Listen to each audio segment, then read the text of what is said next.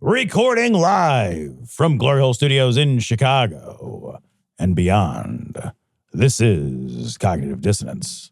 Every episode we blast anyone who gets in our way. We bring critical thinking, skepticism, and irreverence to any topic that makes the news, makes it big, or makes us mad. It's skeptical, it's political, and there is no welcome mat. Today is Thursday, February the 5th, and as of this, we are not yet at war with Iran, but, you know, we reserve the right, right? Aren't we sending stuff over there just to make sure that we're not at war with them? Yeah, is that what we're doing? We're so not at war with them that we're moving an enormous amount of naval and air assets over to the region, and they just fired a drone at one of our ships yesterday, and then diplomatic talks, I think, were canceled. So, but, you know, it's Thursday, February 5th, and I'm not saying that the Trump administration might welcome an international distraction. Do you think maybe our drones, we should fire 2 drones at each other and see if they do a mating dance? Oh, and kiss in the air like Lady and the Tramp? Spin around. They spit a data stream and then they just slurp up the data stream and kiss in the middle. Isn't that wonderful? Yeah. Or some hot drone on drone action. They shoot a taser at each other. And then they just drones playing chicken, playing drone, playing chicken. God, do you think it's going to happen? I don't know. I mean, the thing is the one thing that President Trump has that other people, I think, pale in comparison is his ability to do unpredicted things. Yeah. Right. He is, if anyone ever was a chaos force, he is a chaos force. He doesn't even know what he's going to do. Yeah. He has I no think idea that's what the he's case going to do. Yeah. And so for him, I think he is stuck in a very antiquated mindset about what power is. Yep. How power is used on the global stage, and how you treat other people and how they should treat you because of your power. Yeah. I think all that is very, very old school, how he thinks about it. So far old school, we're talking Monroe Doctrine old school, like really big, old like school. Decades and decades and decades. And even farther in some cases. And so I think that what probably I would think would happen is that there will be some sort of conflict there. But I think he burned his hand on the stove with Venezuela pretty badly, and that went over like a lead balloon with a lot of his colleagues. So I wonder if this is going to be something that he might pull away from because he doesn't want to put forces on the ground in a place where it's, especially in a place as dangerous as Iran, that might have him look weak on the world stage. There's a difference here between this and Venezuela in a big way. Big way, yeah. You know what's been crazy to me, Cecil, is I've been following this very closely, in part, well, one, because I'm interested in it, but like, also, I've got staff that I had to cancel a trip. They were going to go to India, and they had a layover in Qatar. And at the same time that they were supposed to lay over in Qatar, we had shut down and like evacuated non-essential personnel out of Qatar. So I canceled the trip. I was like, we're not going. I'm not sending a team of people there. So it's fine. So I've been keeping an eye on it for that. But what's been interesting is it's hard to find information, even though a lot's going on. This isn't front page news. I read a number of different, fairly high profile news sources every day. It's amazing to me how small of a story this is. This is like not a lead story kind of anywhere, even as we're like building up a massive military presence, obviously for a potential conflict with a major world power. And it's like back burner shit. It's kind of wild to me. This should be in a more sane news environment, in a more sane administration. This would be all anybody would be talking about. Right, right. And I just find it fucking crazy to sort of like offer that perspective that there's so much chaos that this potentially like on the brink of war. I mean, literally, like there was a drone, a Shahed drone shot at an American boat, I think yesterday. It wasn't front page news.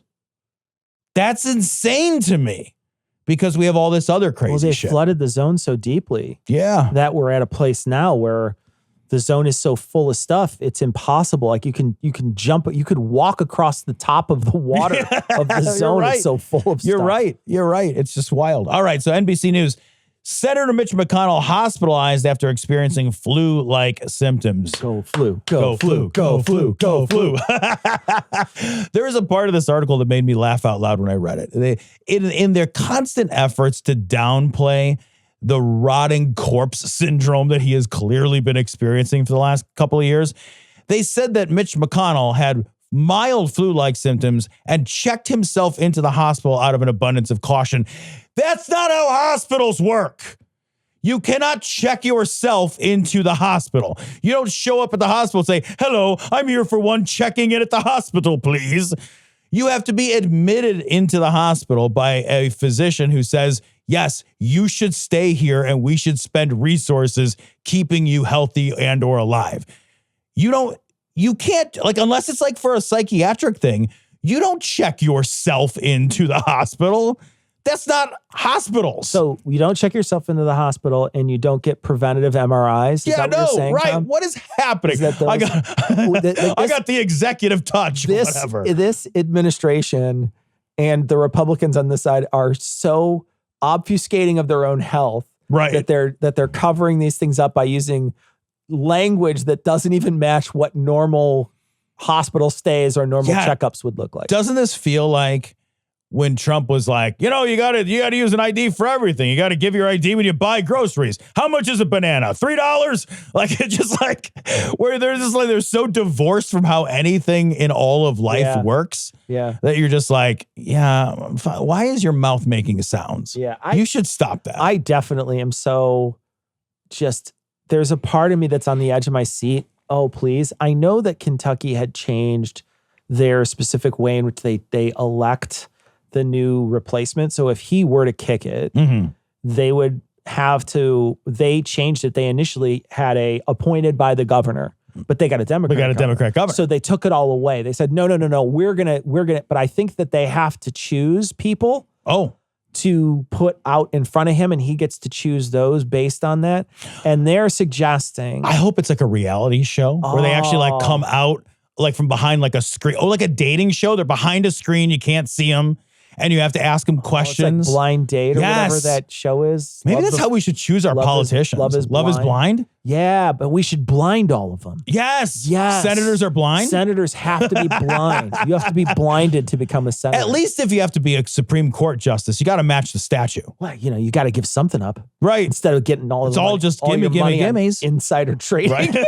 At least then they can't read a fucking brokerage sheet or whatever. Can I just show you a picture of Mason Verger? I mean, Senator McConnell. Yeah. Look at him. Come on. He's dead. He's like, Cornell. You look at that guy. Cornell, I want to feed my face to a dog, Cornell. Look at that. He is, that guy's been dead for 5 years. You know that in his barn, there's a bunch of squealing pigs, and he keeps pushing an image of fucking Hannibal Lecter into there. There's pigs that are squealing. You can hear the sheep crying right now. Look at that. Come on, my God. Man. God, look how slight he is now, too. Because he looks like skin and bones in that suit. They mention in this article how many people are above age. And Democrats and Republicans, there's so many. Above 80, What is the number? Let's look it up real quick and read it off so people know. Pew Research found that 82% of Republicans and 76% of Democrats back in age limit. 14 sitting members of Congress died from 2020 to 2025. Oh, go on. I see it. Yeah. There it is. 24 members of Congress are 80 years and older. 13 of them plan to run for re-election. Be done working. Yeah. Like that's the other thing I don't understand people at all. See, so I just feel like I'm not people anymore. I'm 80 years old. I don't want to work, man. If someone's like, but you could be powerful, be like, I could be in bed. Yeah. What are you talking about? Like, let other people drive. What is happening? I'm going to run the fiefdom of this remote control. Right? 80 years old. I'm not retired yet. I'm 47 years old. And if I could retire right now and never work, if I could retire. 13. More than half of them are like, let's keep doing this. Or older. And for what? 13 of them are going to run it. What do they get out of it? What is so important? Insider trading. What do you need the money for? No, I don't understand anymore. You could already speed run your money and not run out. That's what I mean. Like, you're dead. Your body hasn't caught up to it yet. What do you need more money? I got to save up for my retirement when I'm 106. What are you doing? Don't fight it, son. Confess quickly. If you hold out too long, you could jeopardize your credit rating. This story's from The Hill. It's fucking nuts. Rand Paul on Trump's calls to nationalize elections. That's not what the Constitution says. I don't like being on the same side as Rand Paul. No. Man, I don't either. like we're in a place now where we're like, Marjorie Taylor Greene's really got something to say about that. Yeah. Rand Paul, come on over, man. Like, you and I are buddies on this one. Like, what the fuck, dude? The things he's saying about the elections, and why don't we call up this other story too? Because I think it's important to talk about in tandem. Steve Bannon, this is from The Guardian. Steve Bannon calls for immigration agents at polling sites during midterms. This is so important. And he basically said, we need to send ICE to these polling sites. And you better bet your ass they're going to be there. They're going to be at the polling sites. That's really, really damaging. And I know what people on the right will say is like, well, we need to make sure that no immigrants are voting. And you say, okay, but you don't pay attention. You've been tricked by Bannon and all these others who seem to think that you can vote if you're not a citizen. And that's just not true. It's just not the case. And in order to commit one single vote of voter fraud, the energy to commit that vote is so high. It's so high and so useless for somebody out of the loop, out of the voting loop that would not have the access to vote anyway. It's so high for them to do it for such a small yield. There's no reason for anyone to ever do it. There's no reason for a single person. The real voter fraud stuff that would change anything would be something that would happen behind the scenes with the votes. Yeah, be systems based. Yes, it's not a single voter or even, I mean, think about this. Your small county may be a couple thousand people. How many people do you have to get to vote to change that vote from where it was to where you want it to be? It's an intense amount. You also don't know the final number, right? So you know this is a finite resource that you're now planting towards this thing that you want to change. Because let's say you have a gang of people. Let's say you have 200 people. That seems like a lot, right? Sure. Getting together a criminal conspiracy of 200 people. Or even if it's only like you have 2 people, but you have 200 names that you could then manipulate or something like that. First off, you wouldn't be able to do that at the same precinct. You'd have to travel all over. So you could put 2 names here, 2 names here. And like you said, an immense amount of resources. There's so much planning that goes into this. It doesn't even make any sense to do. There would be no reason to mastermind it. And it would only make sense if by doing that, you could guarantee a result. But like you said, you're doing all of this work, presumably, and none of this work is being done. There's literally no evidence of any of it, right? So, but in order for us to even suppose that anybody would be doing it, the risk-reward ratio is just insane. Yeah. It makes no sense at all. I think the most important part of this story, this Guardian story, and I saw it and I was immediately like, holy shit, we're saying it out loud. What this feels like to me is an out and out acknowledgement that ICE is a straight up federal police force. Yeah. They are the arm of President Trump's whim. Right. Right. They are the arm of his, whatever he wants to happen, he will make them do it. Because like what they're using as the auspices for this, right, is that we want to send federal troops in to make sure that there's no election fraud. But they're not just talking about immigration stuff. They're specifically just like, hey, we need, and they're basically acknowledging that what ICE is not anything necessarily to do with immigration at all. What it is a sword that they get to wield in order for them to intimidate, frighten, scare, coerce, and violently create political outcomes. I feel like it's crazy that they're saying that out loud. What the fucking hell is this? I'll tell you, I've been saying this for a while. The person who gets in next needs to do some of the things that they're doing to them so they recognize how bad they are so we can all get together and ban them for a future president.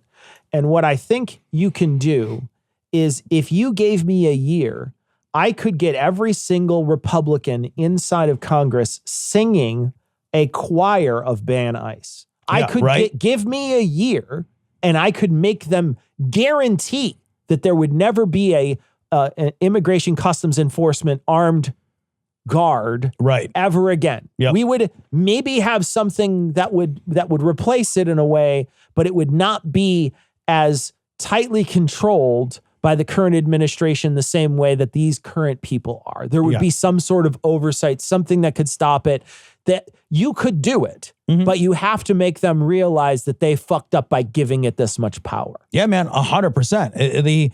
The idea, like if you think of it structurally, right, there's a reason that outside of exigent circumstances, the National Guard answers to the states, right? It's the National Guard, but every state actually controls the deployment, generally speaking, outside of, like I said, of exigent circumstances, when that National Guard is deployed, within our boundaries. Yeah. And that's because structurally, we did not want to give our president, we want to give our federal government the ability to have its own standing army that it would use against its own citizenry.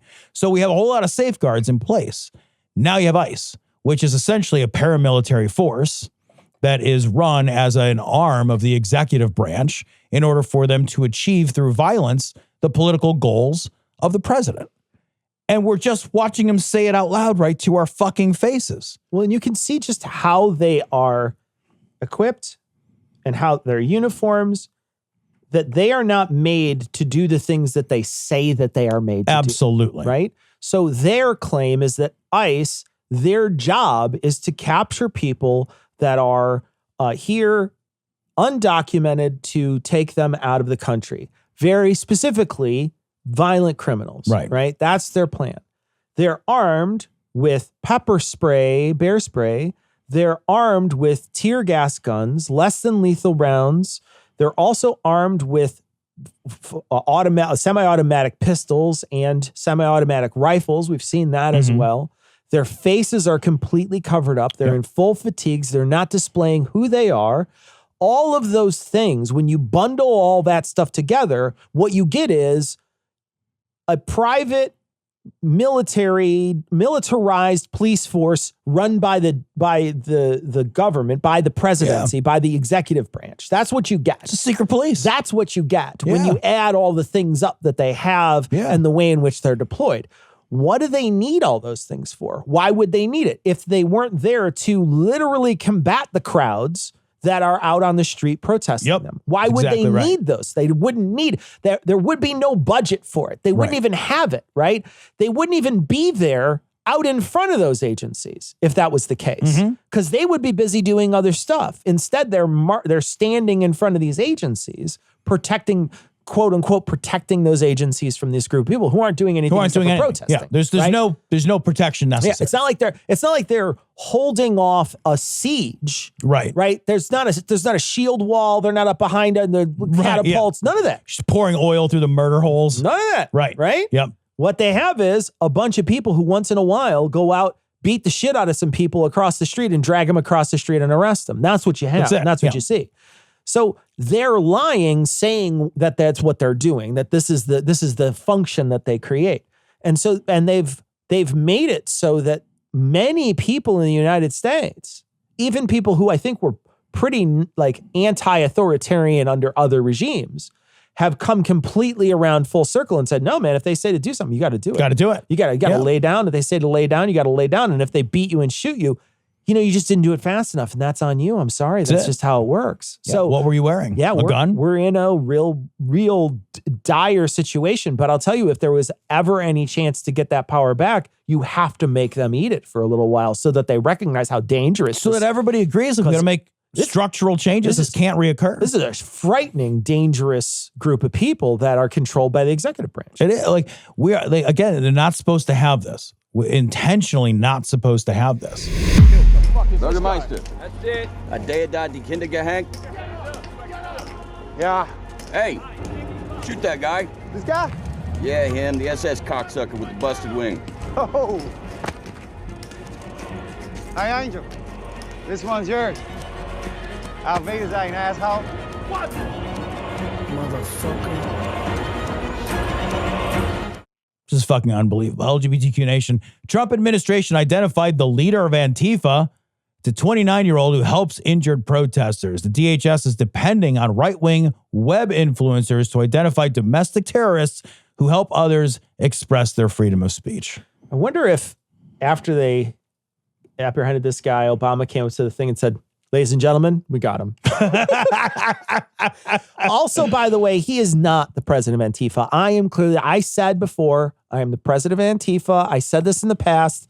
I've made this announcement multiple times. I want people to recognize I am the president of Antifa. Yeah. But I did deputize him for a day. Okay, well, that's probably why they got confused. Yeah. That's probably why they got confused. I wound up using I had a small chef's knife that I dubbed him. Oh, that's smart. On both sides. On the shoulders? Yeah. Tappy? Yeah, he was intimidated by my sword. So I was like, okay. It's the first time for everyone. Yeah. I got a small chef's knife too. It's fine. Yeah. So, but this is a paring knife. But, it's a tournay knife because it's curved at the front. When I was a younger man, it was a boning knife. But this guy is helping people out. Yeah, and they don't like that. They hate that. So they're gonna use the umbrella of Antifa to root out anybody that they think is impeding their efforts in this country to arrest people and terrorize our citizenry. Yep. And so they're gonna go out of their way to find people like him who are just helping people out. That's all. Yeah. He's like basically giving out food. He's letting people wash up in his apartment. This is nothing. There's nothing scary about what this guy is doing. But arresting this guy will create a chilling effect. Yeah. And that's the intention, right? The intention is for them to make everybody afraid that we would get labeled Antifa. Because everybody knows this guy's not Antifa. Yeah. Like nobody's confused. Nobody but a complete idiot thinks that like there is an Antifa that is a real organization, that like this guy was the leader of. Nobody believes that. But what everybody is worried about, and rightfully so, is that without any due process, any one of us at any moment could be labeled domestic terrorist, labeled a undocumented worker, immigrant, snatched off the street without a warrant, our homes broken into without a warrant, arrested without a warrant, disappeared to a country we were never from and never seen again without any access to lawyers. And we were afraid of that because that's what's happening. And if it applies to any person, it can apply to you too. And if they apply it to this guy in some form or fashion, whether it's public or semi-public or private, if they apply it to this guy, it will create nervousness. Yeah, for sure. It will. It'll cause someone who is on the edge to not do the thing that they were planning on doing. Yeah. It'll make somebody nervous about going to a protest that they might have gone to. It'll do that. Sure. I think so. There's going to be, no matter what, there's going to be a cutoff where people see this action and think, is this worth it for me to do? Is it worth it for me to give up? Especially, I think about, you talk about sometimes you'll have a conversation, you'll mention that a lot of your family's prosperity is on your shoulders. Right? You have a very big responsibility to your family. Right. Mm-hmm. If you were to go away, if you were to get arrested, they're fucked. It'd be a huge problem. Yeah. Big problem for your family. And so there's a lot of people probably just like you. Mm-hmm. What if you're a single mom, 2 kids, you were involved in this, and then you look and you say, oh, well, that person's going to have to spend some time in jail, or that person's going to have to go to a bunch of court dates. I can't afford to do that. Right. I can't go to court dates. I have 2 jobs. Yeah. How can I get out of these jobs, these 2 part-time jobs, to go do that? I can't do that. So they might decide to not participate in those things because they just don't have the they don't have the safety net underneath them to protect them. Yeah. I also think too, you don't know what the political leanings of your bosses and your boss's bosses, et cetera, are. So if I can imagine a scenario where like I get arrested, and of course it's bullshit, right? That's a good point. I'm disappeared for however long. I'm not available. They're wondering where I'm at. Got to tell them. And then they find out that I've been arrested. Yeah. And what if they are, right-wing nut jobs? And then I lose my job. And it's not like you can appeal that. It's not like there's a protected status or a protected class. And it's also, they can just do it and then not tell you why. Right. It's perfectly, at least where we live. In Illinois, we're in at Will State. They don't have to give any reason at all while you've been. So well, you just weren't coming in. Yeah. You didn't show up for work Tuesday. Well, I was in jail. Oh, well, that's not actually like being in jail is not a protected class of worker. Yeah. You don't work here anymore. Yep. So unfortunately, I don't think the chilling effect is something we shouldn't ignore. I actually think the chilling effect is something all of us have a responsibility to those that we care for to take seriously.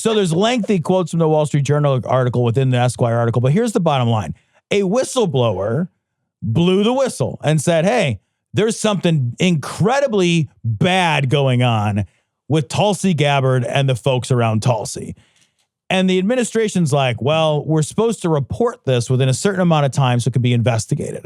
But what's happening is evidently so bad that they're like, we don't actually even know how to report this to Congress to investigate because there's national security implications so severe that like even saying it out loud would basically be a violation of our security responsibilities. And so we all just know that there's someone's blowing the whistle and you can hear it's fucking squeaking and we're running over to find out what the whistle says. And they're like, it just says bad. Yeah. Probably Russian. Yeah. All it the has whistle sounds like Russian. It just has like all the like an LED output and it's at 11. But you don't know what the 11 means. For. You don't know what 11 means at all. Yeah. It's frightening though. I mean, like genuinely, Yeah, I know man. that they kid around in this article and we're joking around about it, but to have somebody who was put in such a position of power in our government to have very little oversight because of the secrecy and the secret nature of that work. And to have them be able to run roughshod over it enough so that a whistleblower calls them out. And then there's not even anyone around who can look at it, especially because the people, if you keep going up, right? Because obviously like certain people in the administration could look at this. Right. Because they have plenty of clearance, but you can't trust those people. Right. So you're in this really horrible position where the people who would be the one who could check this out, they're part of the administration. They're part of what the whistle is being blown on. Presumably, we don't even know. What it says in the article is that the whistleblower complaint is so sensitive, it's being kept in a safe and nobody can look at it. It's like it's like the elephant foot in Chernobyl. 100% she's a fucking Russian spy. That is what Tom thinks. There's no evidence for that, by the way. I made that up. Except for that I fully believe in the darkest part of my realist heart that Tulsi Gabbard is and has always been, was probably born as a Russian spy baby. I think she's such a Russian spy. She's one of those spy kids growing up. I don't know that. I'm just saying. I don't know what this is. Nobody knows what this is. But the fact that there's a whistleblower out there making this kind of noise, and then there's not going to be a lot of follow-up, or at least fast follow-up, because there's just not a way to vet this information, is pretty terrifying. It's horrible because she's a very powerful and influential person in the goddamn government. Last week, she was 2 weeks ago, she was in Georgia. Yeah, in for the Fulton elections. County. Yeah, that's terrifying too. Like, and she's not supposed to be there. Like, her job specifically precludes her, but she was asked to be there by the president when the FBI, that she's not a part of, that the FBI raided the county clerk's office or whatever in Fulton County to get the ballots from 2020 so we can look at them again or whatever. Yeah. They've been looked at like 1 million times. Oh, look, is this a bag of 11,780 votes? What do you bet that they're going to find like 12,500 fucking votes and they're all going to be like signed with like within like a squiggle of like a fucking prepubescent woman with like the I vote for Donald Trump right where the pubic hair would be and be like, oh, Jesus Christ. Happy birthday, Jeffrey, written somewhere on them. Like it's the fraudiest fraud that's ever going to be frauded out. I think this is one of those things that they're going to try to blow up to try to make it look like there's fraud there so that they can then turn the screws on the rest of the nation. Yeah. I think this is a very calculated way for them to turn the screws on the midterms. Yeah, there's going to be terrified of the midterms. A massive, yeah. They're terrified of the midterms. You're exactly right, man. And this last week in Texas, there was a seat that flipped. So there was a huge flip. It was 20 points Trump. 20 points. And it flipped. And it flipped big. It's like a 30 plus point spread. It's an enormous spread. Yep. And they are in absolute damage control mode right now, trying to figure out how to. And these are what should be well-protected seats, seats that you never even think about. When they come up for re-election, you just think there's no way you could win that. Yep. Yeah. And they're flipping. they're terrified of what's going to happen during midterms. Yeah, I would be shocked to my core if between now and November there were not massive changes being made to suppress the vote. They're gonna. I mean, there's already plenty out there. I think they're gonna be. There's already gerrymandering. There's already voter suppression against people of color in the communities all across this country. Yep. I think there's probably going to be a federal executive order or something to outlaw mail-in voting. There's going to be. They're going to chip away at everything, and they're going to station these fucking shock troops.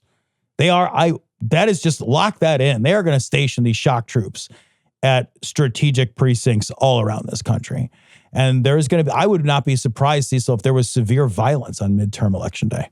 If they station troops there will be. Yeah. I guarantee you there will be. There will be. Yeah. United America, who's that? Well, at the end of the 23rd century, America attempted to bring peace to the world by asking every nation on earth to sign a peace treaty. Any nation that refused, they invaded. Now, a war ensued that was called the War Against War. Those countries who went to war, because they were so against war, they were prepared to go to war to fight in a war against war, called themselves United America. This story's from Newsweek. J.D. Vance refuses to apologize for Alex Pretti remarks. Not only did he refuse to apologize after, by the way, sharing a post saying that, quote, an assassin tried to murder federal agents, and this is your response. I want to point out that original post was by a high-ranking member of this administration, Stephen Miller. Yeah. So a high-ranking member of this administration said, an assassin tried to murder federal agents, and this is your response. And that's about Alex Pretti. Yeah. And J.D. Vance shared that. Like he fucking retweeted it or whatever. And when he was asked, like, hey, do you want to walk that back? He was basically like, walk what back?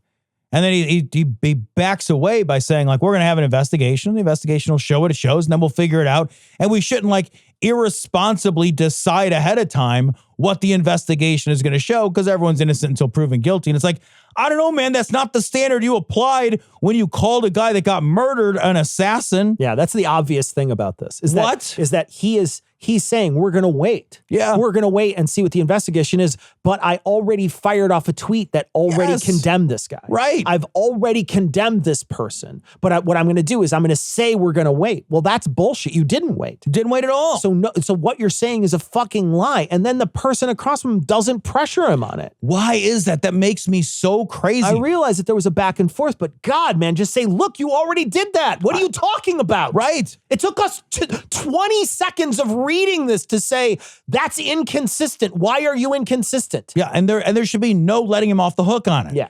Like he's done because he should be held to account for the goddamn things he says.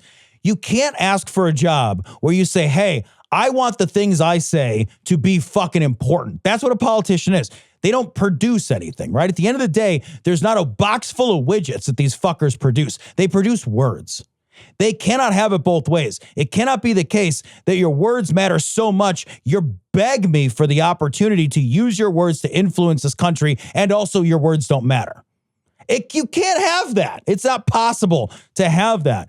But they are trying to carve out a space on the right, specifically, where what they say doesn't matter until it does. Yeah. And until they want it to. Their words matter when they fucking pull them out of a hat and it's not a practice.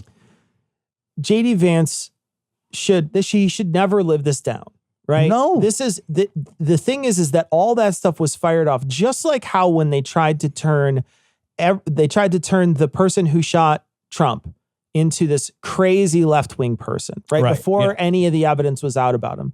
They did the same thing when they went after the person who shot Charlie Kirk. They do the same thing over and over and over again. When there's something big that happens in the news, they want to turn it into, we're the underdog. We're being attacked. We're under attack. We're constantly under attack. And we got to defend, and you've got to rally behind us. That's how they operate. And so what they did in this instance was, as soon as Alex Pretti was executed by the state on the ground, shot in the back, murdered by agents of the state, they immediately said he was brandishing a weapon. He was coming at him. He was an assassin. He was trying to kill people. He was there to murder people. And these are the things that they said, right? Yeah. These are the things I might be changing the words a little bit, but that's essentially what they said, Yeah. right? So these people have already lied about what was happening, and they were lying while that video was being spread all over the place. Which is it's not insane. like people didn't see it with their own eyes. They were trying to gaslight you from the moment that they got on the microphone, whether it was, at a press conference or whatever. They made sure to mention these people are trying to kill you. This guy is an assassin. Right. He brandished a weapon. And they did this very specifically to try to gaslight the American people into thinking he was a bad guy. And if you go across right-wing media, they all gobbled it up. They literally will not believe their own eyes when it comes to this stuff. So we're in a position now where J.D. Vance can just say this sort of thing and there's no repercussions. None. No repercussions. That's essentially, in my opinion, that's an impeachable offense. That is J.D. Vance saying that someone in the country was something that he was. I mean, I think that you should actually be able to sue him and Stephen Miller for defamation. If you I were would the think family. so as well. If you were the family, I think you should be able to sue him for defamation. Yeah. I mean, and again, like the right has a fight, not everybody, but a lot of people on the right have a fucking boner about like the killing of Ashley Babbitt, the woman in the Capitol building by the Capitol Police, and that is somebody involved in an active, like, storming riot attack. Yeah. She's breaking through the glass, trying to storm the fucking Those are Capitol. so different. They are such different moments. I mean, this is a large group of people, a huge group of people breaking into the Capitol building. They have chanting about murder. They have basically blocked off the doors using furniture and benches to try to keep people from pushing their way in. There's so many people.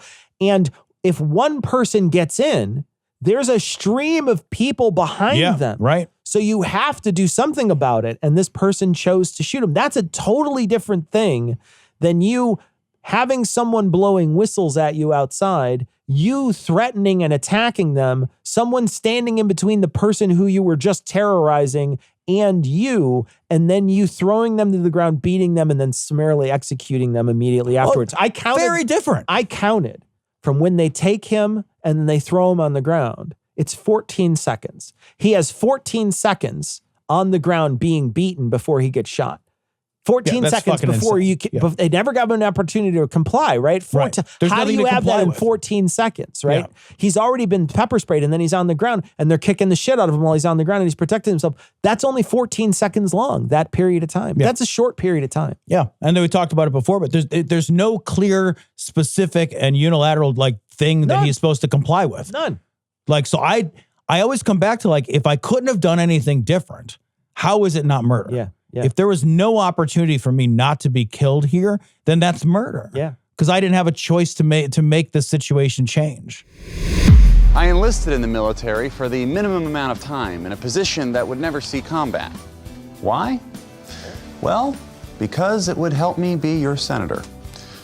I don't make friends, I make acquaintances. All of my motives are ulterior. I'm self-involved to the point of psychosis. My soul is terrifying. And that's leadership. So this November, let's send Washington a message. And what is that message? Hey, me.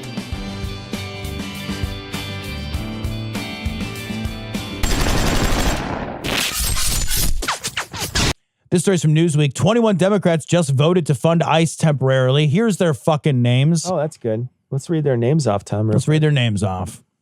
Sanford Bishop, Rosa DeLauro, Rick Larson, Ed Case, Bill Foster here in Illinois, Marie Glusenkamp Perez, apologies if I mispronounced any of these, Jim Clyburn, Jared Golden, Scott Peters, Joe Courtney, Josh Gottheimer, Kim Schreier, Henry Kuehler, Jim Hines, David Scott, Sharice Davids, Steny Hoyer, Terry Sewell, Don Davis, Marcy Kapoor, Mark Vasey. So that's all of them. These it. are people who should be primaried. In my opinion, I think this is unforgivable.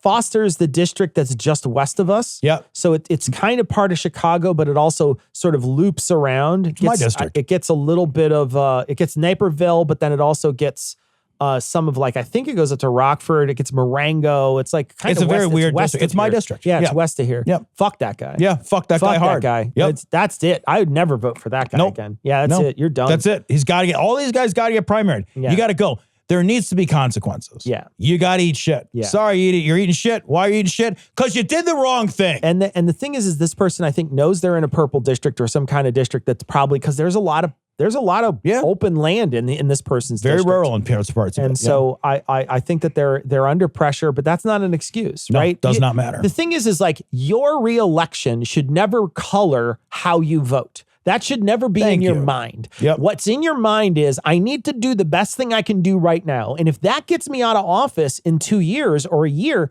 then that's just how life fucking works. Yeah, like I feel like if you, maybe I'm a crazy person, but I feel like if you take a job in politics, you should understand definitionally, this is not the same as getting a regular job. When I get a regular job, I have a reasonable hope, not likelihood, hope that I can keep that job for a long time. Any job where you have to beg, borrow, and plead to get the job, and then it has a term limit, and then you got to do the whole thing over again, you should think of it as temporary. You should think of it as temporary every time. I'm a senator. For 6 years, I'm going to be a senator. Cool. For 2 years, I'm going to be a congressperson. Cool. Am I going to be a congressperson for the rest of my life? I don't know. I'm not counting on it. I know I got 2 years. That's what they elected me for. I'm going to do a good job. If people like it, I'm going to ask them to do it again. Maybe I don't like it and don't want to do it again. But you shouldn't think of this as a sort of like lifetime goal job. Sure. It's just different. You're in there for a period of time. Fucking do your job. Do it well. If everybody likes it, they'll ask you to do it again. That's it.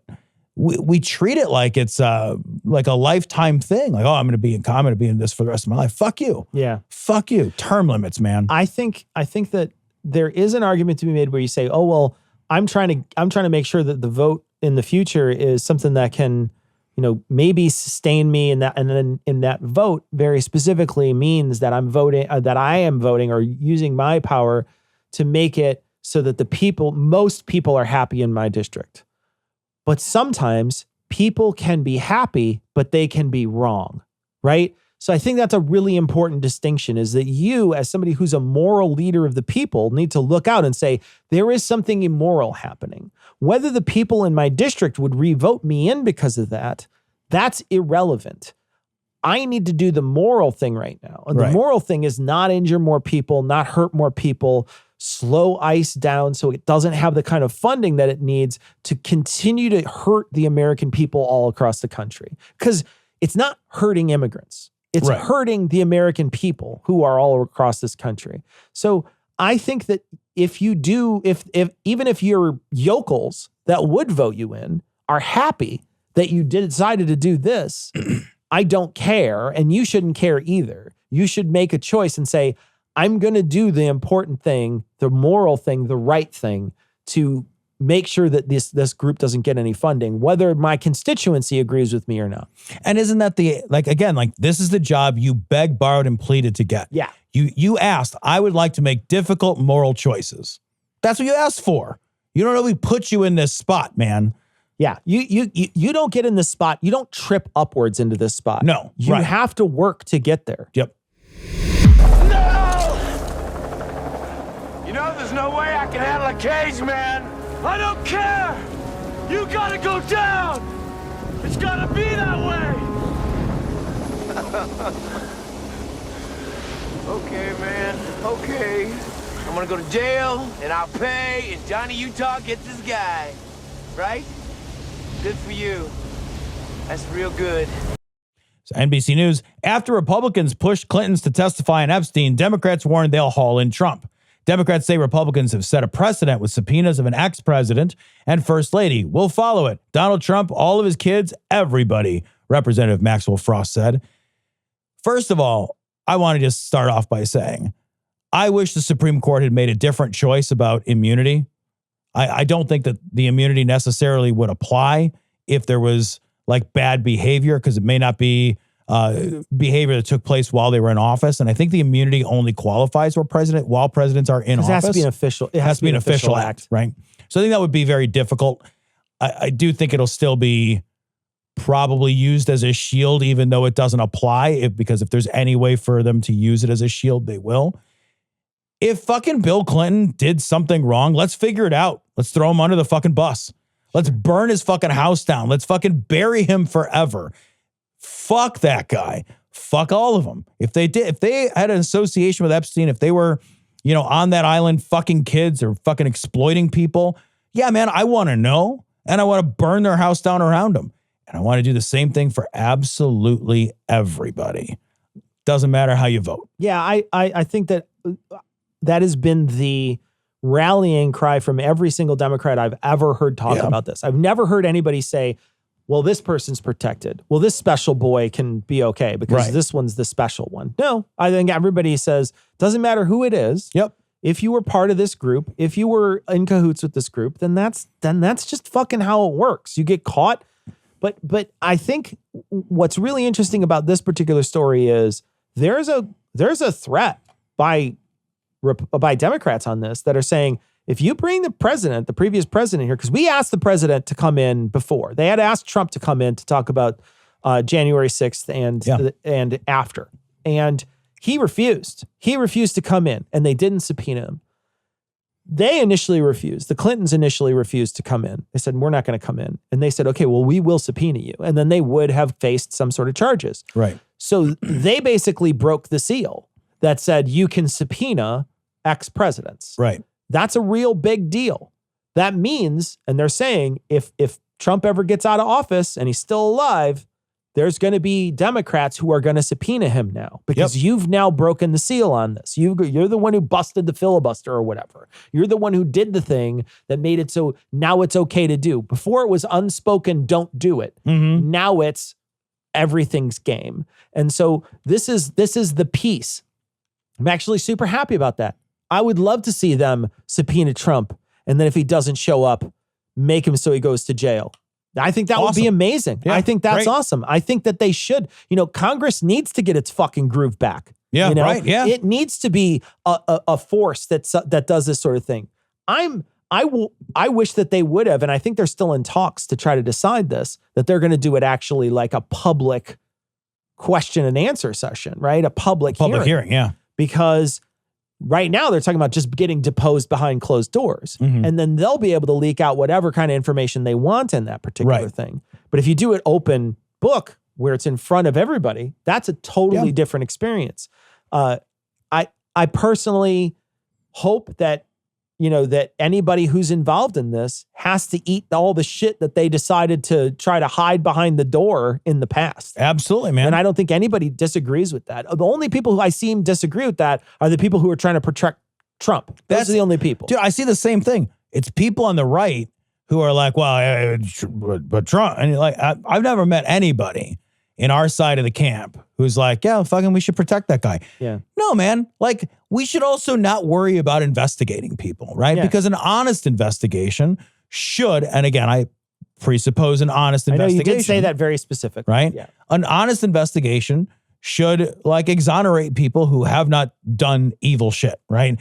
And honestly, look at some of the political persecutions that Trump has attempted that have failed miserably. His attempted persecution of one of the Fed members, Lisa Cook, failed miserably. Comey failed miserably. There's been a number of these. There was another one I think I sent you this week where they were like, yeah, we can't do anything with this. There's no evidence.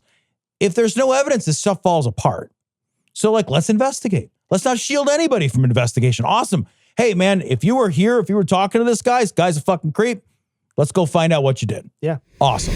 I'm giving you back your admitting form, Leo, to save you any embarrassment. Embarrassment? Catherine, you have been duped by a textbook narcissist, a brilliant sociopath. Brilliant enough to dupe my entire staff?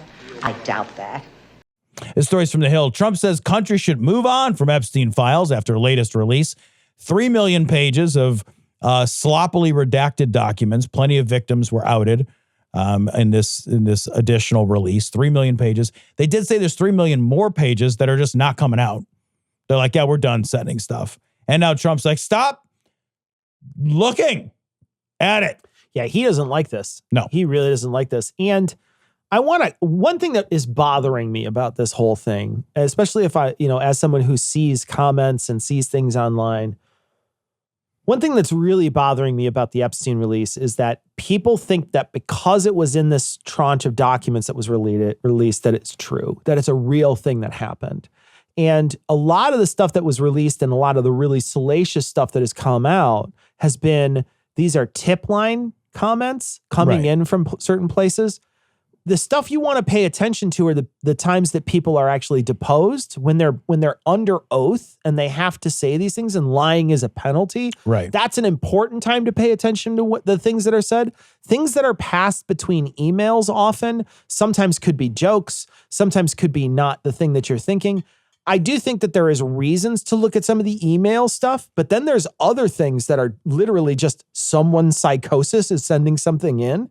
And then that is getting a ton of traction now as if it was a real thing. I'm seeing, multiple tip line forms that are flying around the internet that are they're just tips. There's just somebody who called into a thing or sent an email to a thing. The tip is never impressive. It's like literally nothing though. Yeah. It's them just saying something like, I saw Trump burying a baby in back of Epstein's yard or whatever. I don't know if I tell this story here, but on the other podcast I do, the No Rogan Experience, people mistake us for Joe. And so they will send us Joe's email. So that's so funny. So we'll get it both in our email account and through a form that we have online. And we very specifically say in the form, we're not related to Joe at all. And this was before we even mentioned that we got it. We would just get people's psychosis. They would just send in the craziest time cube-like messages that are insane. And they're talking about all kinds of crazy paranoia stuff that's happening in their life or what they have or what they can offer Joe. And it's just genuine. It's rubbish. There's nothing there. It's just them being crazy. And I think people are mistaking things they want to be true about what's happened with Epstein for documents that have no grain of truth in them whatsoever.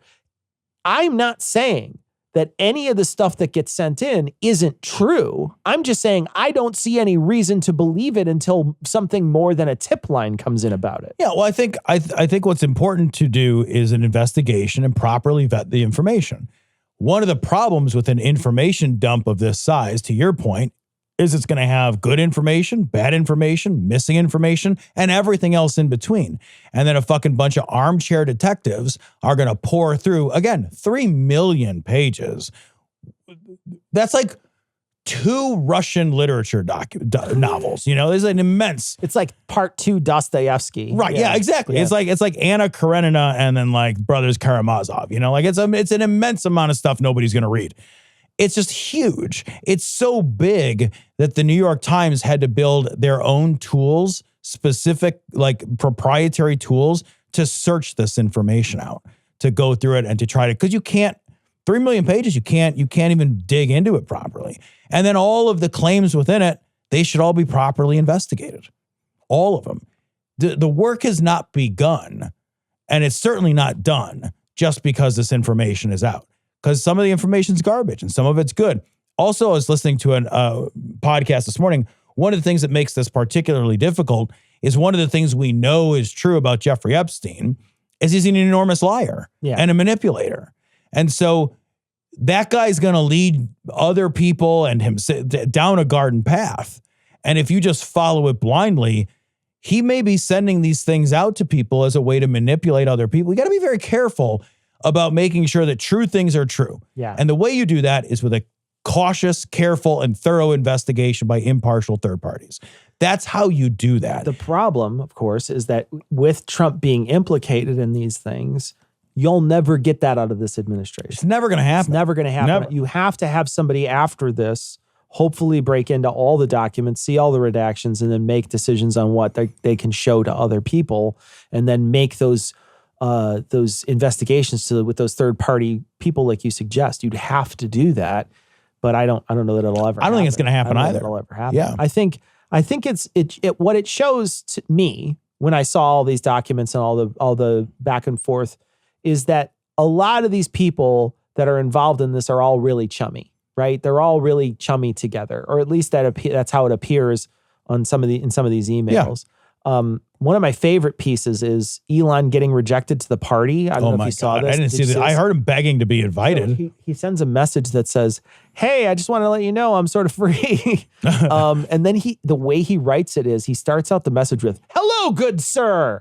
And then he writes his message and then he says, I'd love to come down to one of your parties. And then he puts in parentheses, "Girls for the win." Oh my God. And you're just like, oh my God, what a nerd. And then the best part, the very best part about this whole thing is he writes this fucking goofy, stupid email. And you can see it get forwarded from Epstein to Maxwell. And it just says, "Deal with this." And then Maxwell doesn't bother to delete the "deal with this" part. Oh my God, amazing. Sends it back to him that says, "Yeah, we basically closed down the operation for the year. We won't be around. No, Little St. James doesn't have people coming around anymore. So oh my God, when they open it up again, we'll keep you in mind." She didn't even bother to delete the threat. "Don't call us. We'll call you." And she didn't bother to delete the "deal with this." That's fucking great. That is so fucking good. Oh my God. It's so good. And they're roasting the shit out of Elon Musk about it, which is great. Good. Which is fucking great. Good. He's a piece of shit. And again, I think absolutely you should be paying attention to groups of people like this that are in some way very, very close and tight-knit, that are sending messages back and forth that look suspicious. Absolutely look into it. I don't disagree. Let's investigate it. I don't disagree. I think you absolutely should. And if there is something there, awesome if you uncover it and awesome if you make those people pay. I'm happy if that's the case. I just want to caution people to be careful that thinking that every single thing that gets released in this is somehow true, that it's a real thing that happened. Because like you suggest, Jeffrey's a giant fucking dead liar. And there's a lot of people out there who were just sending in tips and random stuff, and it could be a troll, it could be nothing, it could be a very insane person who's sending things in. You don't know. Yeah, I think the one of the takeaways that I think is important to have around here too, though, is that we can't necessarily know yet what, if any, criminal activity occurred. But I think we can look at this and know who the misogynists are. Absolutely. And I think we don't do a good job in this country of holding misogynists' feet to the fire the same way we do racists, for example. So if a treasure trove of documents were uncovered that were as racist as these documents are misogynist, people would be beyond. But we have internalized such a sort of normative amount of misogyny in this country that we're comfortable with a certain amount of it. Like we're like there's a level that you're just like, yeah, but I mean, we just have to have a zero tolerance on that, right? Like if you have a zero tolerance for bigotry and racism, there's no reason misogyny gets its own lesser category. Sure. And you can look at these documents and say like, hey, like, I don't know if Peter Attia did anything with young girls or not, but I know he's a piece of shit. He is a bad person, because the other true fact is you cannot be a misogynist and a good person any more than you can be a racist and a good person. So you can say with 100% confidence that maybe he's not criminally culpable. We'll figure that out. But is he a decent human being? No. And you can see that with a lot and of there's a lot of these guys. A lot of those guys. You can so see we know who the assholes assholes are. Yeah, yeah.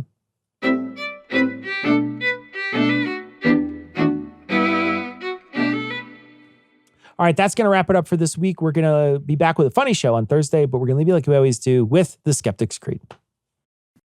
Credulity is not a virtue. It's fortune cookie cutter mommy